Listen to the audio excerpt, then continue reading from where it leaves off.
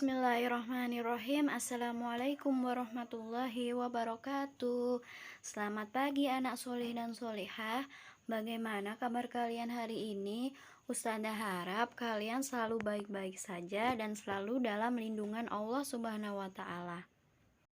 Sebelum belajar, marilah kita membaca bismillah terlebih dahulu ya. Bismillahirrahmanirrahim.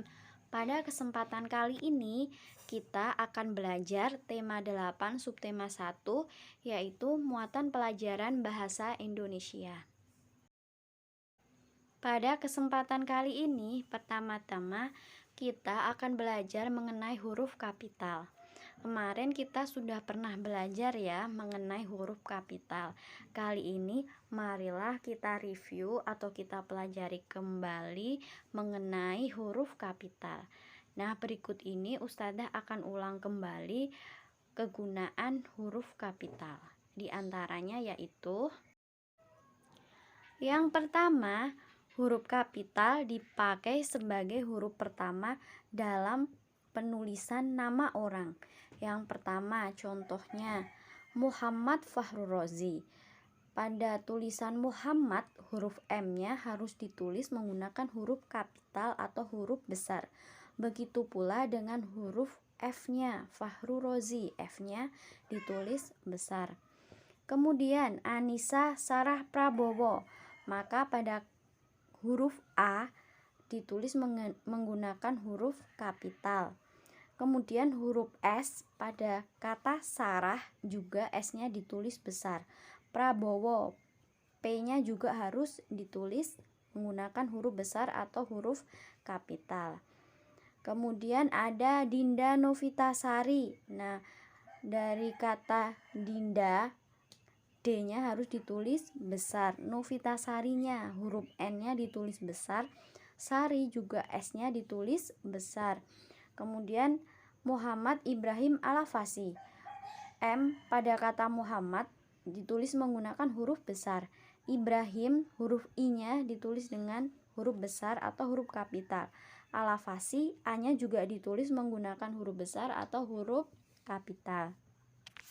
Yang kedua, huruf kapital dipakai sebagai huruf pertama nama tahun, bulan, hari, dan hari raya. Misalnya, kita menulis hari Senin, maka S-nya harus ditulis dengan huruf besar atau huruf kapital. Hari Selasa, maka S, huruf S, Selasa, kita juga tulis menggunakan huruf besar. Begitu dengan hari Rabu, R-nya juga harus ditulis dengan huruf besar. Kemudian nama bulan seperti Januari, Februari, Maret, huruf J ditulis menggunakan huruf kapital. Kemudian Februari, F-nya juga ditulis menggunakan huruf besar. Kemudian nama hari raya seperti Idul Fitri, I-nya ditulis besar, F-nya juga ditulis besar. Tahun Hijriyah. Nah, Hijriyahnya H itu juga harus ditulis menggunakan huruf besar. Kemudian hari Natal. Nah, R-nya pada kata Natal juga ditulis menggunakan huruf kapital atau huruf besar. Yang ketiga, huruf kapital dipakai pada huruf pertama pada awal kalimat. Misalnya, upacara bendera dilaksanakan pada hari Senin. Upacara, huruf U-nya ditulis menggunakan huruf besar atau huruf kapital karena U pada kata upacara merupakan huruf pada awal kalimat pertama. Kemudian yang kedua, contohnya mentaati peraturan merupakan tindakan yang terpuji. M pada kata mentaati juga ditulis menggunakan huruf besar atau huruf kapital karena huruf M tersebut merupakan huruf awal dari kata mentaati pada awal kalimat. Kemudian yang keempat, huruf kapital dipakai sebagai huruf pertama nama negara, suku, bangsa, dan bahasa. Misalnya Indonesia, nama negara, maka I-nya harus ditulis menggunakan huruf besar. Belanda juga merupakan nama kota, maka huruf B-nya harus ditulis menggunakan huruf kapital. Kemudian suku Sunda,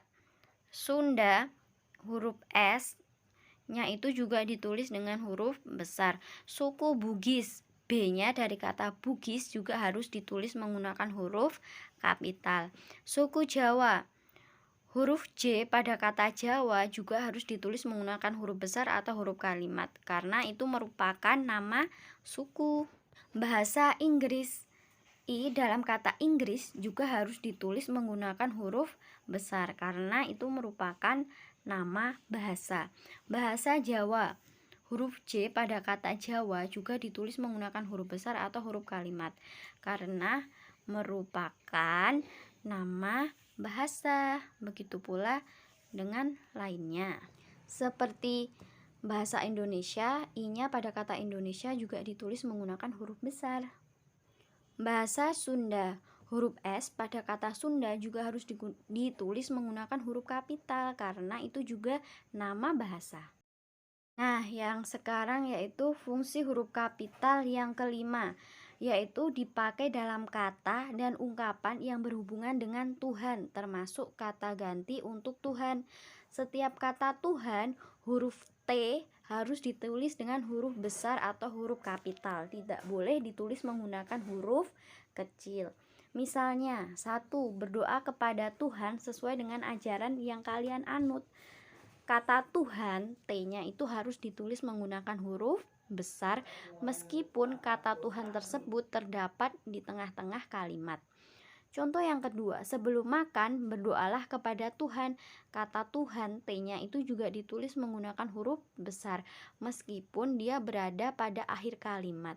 Karena ketika kita menulis kata Tuhan, T-nya itu harus ditulis menggunakan huruf besar atau huruf kapital. Tidak boleh ditulis menggunakan huruf kecil meskipun kata Tuhan itu terdapat pada tengah kalimat maupun akhir kalimat ya. Nah, sekarang kita akan belajar mengenai kata ganti Tuhan. Kata ganti Tuhan itu apa sih? Contoh yang pertama yaitu Yang Maha Esa. Huruf Y pada kata yang harus ditulis menggunakan huruf kapital. Huruf M pada kata maha juga harus ditulis menggunakan huruf kapital. Huruf S pada kata esa juga harus ditulis menggunakan huruf besar, karena Yang Maha Esa merupakan kata ganti Tuhan. Kemudian contoh kata ganti Tuhan yang kedua yaitu Yang Maha Penyayang, yang terdapat huruf Y. Huruf Y-nya tersebut juga harus ditulis menggunakan huruf kapital. Maha, terdapat kata M. Huruf M-nya juga harus ditulis menggunakan huruf besar. Kemudian huruf P pada kata penyayang juga harus ditulis menggunakan huruf kapital, karena itu juga merupakan contoh kata ganti Tuhan. Nah, anak-anak bisa melihat contoh yang lain ya. Kata ganti Tuhan itu ada apa aja? Yang ketiga, Yang Maha Melihat. Yang keempat, Yang Maha Mengetahui. Yang lima, Yang Maha Mendengar, dan lain-lain. Nah, itu tadi ya pelajaran kita hari ini mengenai penggunaan huruf kapital atau huruf besar pada kata Tuhan maupun kata ganti Tuhan.